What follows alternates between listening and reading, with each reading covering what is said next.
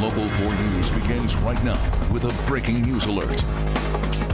2 cars crash into a Farmington Hills home, leaving behind debris and destruction. And it tops Local 4 News tonight at 11. Those cars were traveling at a high rate of speed when they veered off the road and right into the house. And amazingly, no one was injured. Tim Pamplin is on the scene with a night cam. A scene of absolute destruction here in Farmington Hills. This is Kendallwood at 12 Mile. That's just west of Orchard Lake Road in Farmington Hills. The driver of that Volvo, very lucky to be alive. He got into an incident further up on 12 Mile towards Orchard Lake, struck a car and then went off-road, careening through the trees and into this garage. Motorists looked on in horror. Here's Stephanie Bird. I don't know, we were just scared. My daughter started crying. We were just scared for, the person that was inside or the people that were involved. So I pulled over, called 911, and my husband jumped out and ran over to see if anybody was in need of help. The only person injured was the driver of that Volvo. That silver Cadillac was parked up but then knocked out the way along with all this brickwork that was strewn throughout this neighborhood. Some bricks ending up in the neighbor's yard across the way there. Again, we're waiting an official condition on the driver of that Volvo. The homeowner, as I zoom in here, there you are, hands to heaven. She's just grateful. I spoke to her just now. She says she's grateful that no one in the home was injured, and she's praying for the driver of that Volvo. That is the scene right now along 12 Mile, just west of Orchard Lake, with a night cam. Tim Pamplin, Local 4. All right, Tim, we're also following breaking news from Detroit's west side, where police are investigating a deadly hit-and-run crash. Happened at 7 Mile and Burt Road. A man crossing the street was hit by a car, and that driver took off. The car being described to us as a black Ford Fusion or Focus. The investigation continues at the scene there. Now, also just in tonight, an American college student released today from a North Korean prison is now back in the United States. Otto Warmbier arrived at the airport in Cincinnati just about 30 minutes ago. The 22-year-old was serving a 15-year prison term with hard labor, accused of trying to steal a propaganda banner while on a visit to North Korea. But his parents say he is currently in a coma. He's been taken to the hospital. The White House says Warmbier's release was a big priority for President Trump, who worked with Secretary of State Rex Tillerson to secure his release. And more breaking news to tell you about tonight. These are live pictures out of London, where an entire apartment building is on fire. Take a look here. This is a 24-story building, and it appears here, as you can see, that every floor is burning. Some 200 firefighters are on the scene, but there are fears the building will collapse. Right now, there's no word on injuries or information on how this fire started, but we will, of course, stay on top of all those breaking news stories for you. In more news, a purse snatcher targets a woman returning to her car in a grocery store parking lot. And tonight he has her purse and she has a broken shoulder. Mara McDonald is live in Taylor with the surveillance video police want you to see. Mara? Kimberly, and from that surveillance video, they've got a pretty good still picture where you can really see this guy's face. I'll show you that in just a second. But first of all, let me show you the scam he pulled here this morning. Around 7 a.m. this morning, she's putting her bag in her car and getting ready to hop in the driver's seat here at the Kroger when you see him skulk around the silver Jeep. He ambles over to her and then opens her door, and this was his line. Who had asked to use her cell phone. She said no. Now, watch as he reaches in and grabs her purse. There's a struggle, then takes off. She's hot on his heels. He runs back to that silver Jeep, hops in. She manages to open the passenger door, but he takes off, dragging her until she falls and is then hit by the rear tires. She was injured, taken to the hospital. The worst of her injuries is a broken shoulder. Take a good look at this picture of him from store surveillance video. If you know him, Taylor PD would like to hear from you. As far as shoppers here go, I really can't believe something like this happened here. That's horrible that people go after the elderly like that. Would you ever feel uncomfortable in this parking lot? No, because I know how to protect myself, and I do have protection on me usually. Back here live tonight, that woman who is in her 60s remains in the hospital with that broken shoulder and plenty of bumps and bruises. If you know who this guy is, Taylor PD would really like to hear from you. We're live in Taylor. I'm Mara McDonald, Local 4. Okay, Mara. Now to a new development today in the federal investigation into Detroit's home demolition program. We've learned contractors involved in the program have been subpoenaed for records by a federal grand jury. The feds want records on the demolition work since Mayor Duggan took office in 2014. The city has spent millions of federal dollars to bring down more than 11,000 blighted homes during Duggan's tenure. Duggan's chief of staff says the mayor's office is cooperating fully with investigators. Tomorrow, we expect to learn more about the Flint water investigation. Attorney General Bill Schuette will hold a news conference with an update on the case in the morning. So far, 13 people have been criminally charged. A Metro Detroit woman has officially filed a $10 million lawsuit against Delta Airlines after she says she was sexually assaulted by a fellow passenger on a flight. The woman wants to be identified only as Rhonda. She was flying from South Carolina to Detroit last summer when the man sitting next to her groped her. While sitting in the window seat, a man whom I've never met before sat down next to me and began speaking to me inappropriately, rubbing my leg and my thigh. He then placed his hand underneath my shorts. I was trapped and unable to flee. The man spent 7 days in jail for the crime. Rhonda says Delta was negligent and reckless. She claims before she was assaulted, a flight attendant caught the man exposing himself, but still let him roam the plane. Delta says it's dismayed by what's described in the suit and that the safety and security of customers and employees is a top priority. Well, no shortage of fireworks today when Attorney General Jeff Sessions testified before members of the Senate Intelligence Committee. Things got tense when Democrats accused him of being evasive. Mr. Comey said that there were matters with respect to the recusal that were problematic and he couldn't talk about them. What are they? Why don't you tell me? There are none, Senator Wyden. There are none. I can tell you that for absolute certainty. This is a secret innuendo being leaked out there about me, and I don't appreciate it. Well, the panel is investigating Russian hacking in the 2016 election. Sessions denied rumors that he had an undisclosed meeting with a Russian official during the campaign. The development along the Detroit riverfront is a welcome sign for most, but for people living there, they are finding that the increased activity is affecting their quality of life. And they are taking their complaints to the city. Jermont Terry live with what's going on. Jermont? Well, Devin, to simply put it, once the Riverwalk closes at 10 o'clock, the people from the Riverwalk are not going home. Instead, they are choosing to hang out in front of these homes and apartments, and it's not sitting well with those who call this place home. It's rare for David Sprague to step outside on his balcony at the Orleans Landing, despite the great view. We're planning on trying to find somewhere else to live. It's that bad. Here's what Sprague and others are dealing with. Atwater turns into a hangout spot nightly. It's just noise nonstop with motorcycles and music and loud cars and everything. Since moving in a month ago, the Riverwalk has turned into a rough spot to call home, and it's mostly the people loitering at all hours of the night. Well, they don't leave here till 3 and 4 in the morning. The marks on the streets are remnants of what they hear constantly. I mean, is this the Daytona 500?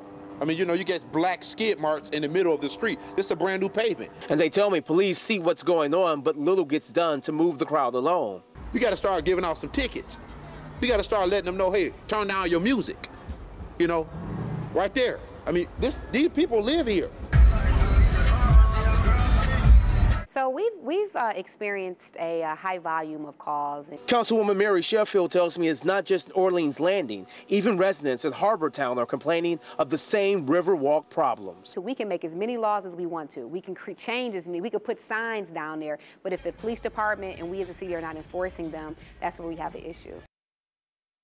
And the city is most definitely looking into it. Tonight, there's a security guard that's really making sure people are not going to the Riverwalk. But if you come back here live on Atwater, you can see those skid marks. The residents telling me that this happened Sunday night, and it's a consistent problem mainly on the weekends. Now, interesting enough, Councilwoman Sheffield, she's having a meeting with residents Friday at 1 p.m. at the 7th Precinct because she says they have to figure out a way to make the private residents and this public right-of-way work together.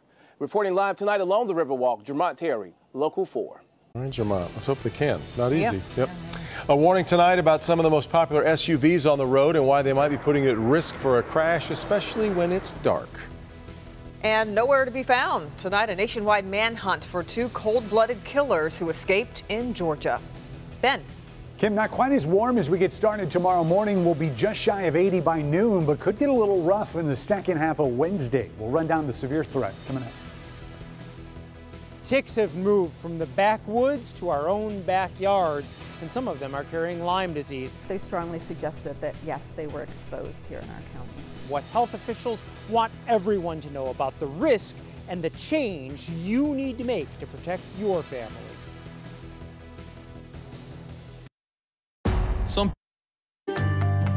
Ticks have moved from the backwoods to our own backyards, and some of them are carrying Lyme disease. I was always asked, where have you been? I haven't been anywhere. Most people in Michigan think of ticks as something to worry about when you go up north or to the East Coast. But testing is showing that ticks carrying Lyme disease are in southeast Michigan and, in fact, turning up in a lot of places that most people don't expect. Dr. Frank McGeorge here with a closer look at a growing, crawling problem. Absolutely, Devin and Kimberly. In fact, the Washtenaw County Health Department has always advised residents to take precautions against ticks. But this year, the message has a new urgency. There is no longer any doubt that Lyme disease is a risk in our own backyard. In 2016, 17 people in Washtenaw County tested positive for Lyme disease, but one stood out. As we were talking to him, he insisted he had not left the county at all. Epidemiologist Laura Bauman says most of the other people had been to places where Lyme disease is more common. He had not been anywhere else, and so it was becoming more and more clear to us that his exposure was here in Washtenaw County. Lyme disease is caused by a bacteria spread by the bite of an infected black-legged tick, also known as a deer tick. Testing by the state found several ticks by this man's home were positive for Lyme disease. 3 other local cases were also likely local. They strongly suggested that, yes, they were exposed here in our county. It's no surprise to Heather Feldkamp. She was active and athletic before she started suffering strange symptoms 4 years ago. It started with my right leg first going numb. That was in January 2013. And it eventually just kept getting worse to the point where, I would walk with a limp, and then it moved into my left leg. No one could find an explanation, but a test revealed something else entirely. They found cancer cells in my spinal fluid. Radiation and chemotherapy soon put her breast cancer in remission, but didn't solve her original problem. It was a holistic doctor that finally tested her for Lyme disease. It was positive. And I was always asked, where have you been? And I'm like, I live in Saline, and on a dairy farm we have woods and we have trees. I haven't been anywhere. Heather never saw the tick that bit her. They thought maybe I was bit in my hair, and that's why it was never anything visible. Lyme disease sometimes causes a bullseye rash. Now, other symptoms include fever, headaches, fatigue, and joint pain. Diagnosed early, Lyme disease can usually be treated effectively with antibiotics. Removing ticks quickly can prevent it. The tick has to be attached to you for at least 24 hours and probably more like 48 hours to transmit Lyme disease. Many cases of Lyme disease go undiagnosed. I'm sure there's probably, 2 to 5-fold more. I would not be surprised. I'm sure there's more here than we know about, and probably there could have been transmission here in Washtenaw County before we were really sure we had found it. Health officials want local doctors to be on the lookout, too. We really want to make sure that our doctors know that people could have Lyme disease here. Heather hopes increased awareness can help others avoid the long-term complications she still faces. She and health officials agree. There is no reason to panic, but people do need to be more aware. Be cautious and be aware and look for them. Look for them on your pets. Look for them on your dogs. I think it's just so important that people just kind of keep that in their mind and for themselves and their families. The best way to protect yourself from Lyme disease is to wear an insect repellent with DEET. And whenever we spend time outdoors, we need to get in the habit of checking ourselves, our kids, and our pets for ticks. Yeah, because you just never know. Now, I've heard you say, and experts say, that it's been a pretty bad year for ticks. And you're going to be talking more about that. Yeah, absolutely. In fact, coming up tomorrow, we're tracking ticks all day long. At 6 a.m., I'll explain the growing concern about Powassan virus. That's a potentially fatal illness that's also spread by ticks. And then at noon, see how researchers are tracking ticks in Michigan.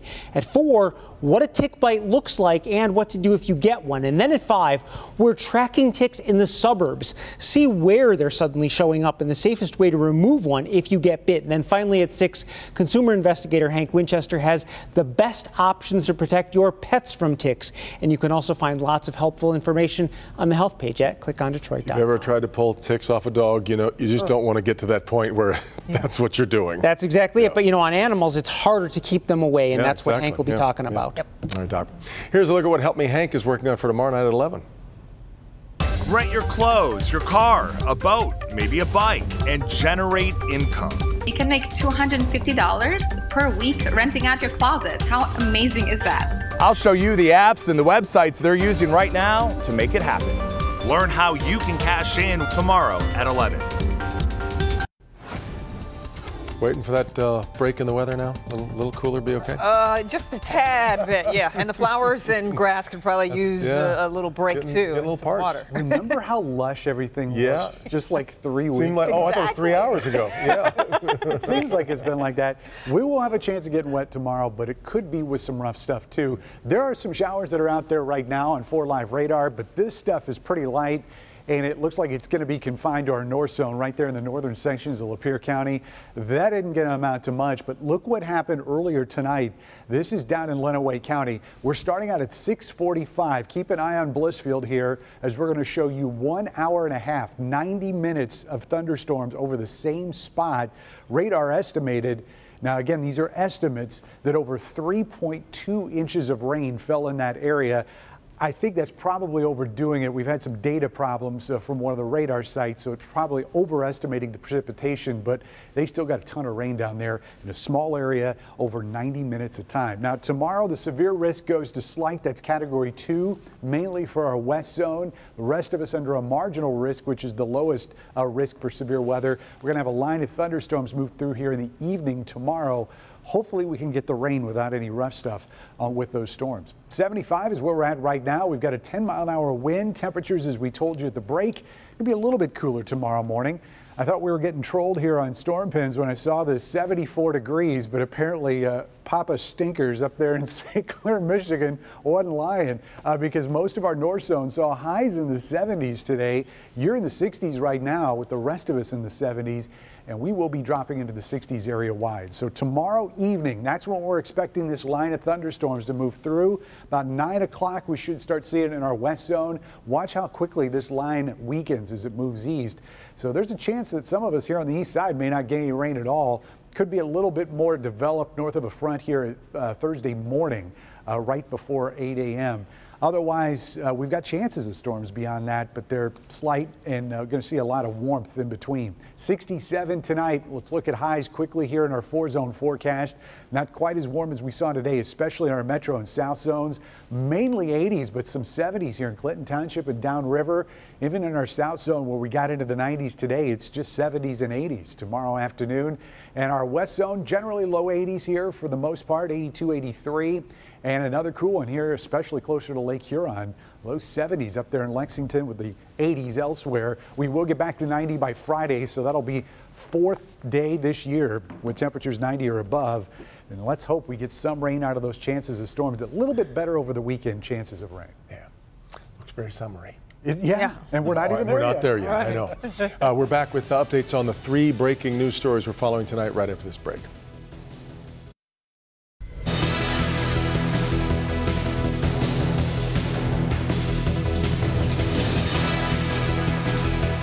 Yeah. We want to update you on 3 big breaking news stories we're following tonight. First, new information on a deadly hit and run on Detroit's west side. We're now told the victim was arguing with a woman at 7 Mile and Burt Road when she ran him over with her car. She took off. Police are looking for her and her black Ford Fusion.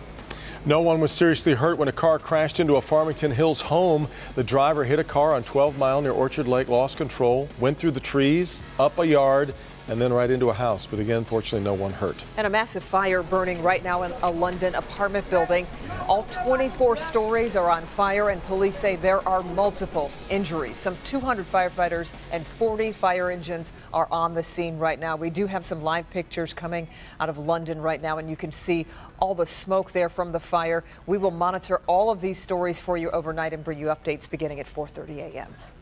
Well, they are considered armed and extremely dangerous, and now they're the focus of a nationwide manhunt. 2 Georgia inmates shot and killed 2 corrections officers, then escaped in a transport bus. It happened during what's considered a routine prisoner transfer. 43-year-old Donnie Rowe and 24-year-old Ricky DuBose somehow overpowered the guards, killed them, then carjacked the first car they came across. Both men were serving time for robbery. If you drive an SUV, there is a new headlight warning you need to know about tonight. New research showing nearly 36 SUV headlights have a marginal or poor rating, meaning drivers aren't able to see clearly in front of them, or on the other side of things are blinding other drivers. 37 mid-size 2017 models were tested. 11 of them got a poor rating. At the bottom was the Kia Sorento. The 2 models that earned good ratings, the Volvo XC60 and the Hyundai Santa Fe. First Lady Melania Trump is become well known for her impeccable fashion taste. That is true, but this week it's all about 11-year-old Barron. He's setting trends, fashion trends. This video from over the weekend shows him arriving at the White House with his parents, and it seems what everybody noticed was his T-shirt. Take a good look there. It says, "The Expert." Well, that T-shirt is now sold out. According to reports, the $30 J. Crew tee sold out hours after Barron was seen there rocking it. He's getting tall, too. Funny, the other day we were watching it in the newsroom. There were 3 people piped up to the cool shirt, and so there it goes. There you go. Yeah, sports is coming up next. Don't go away.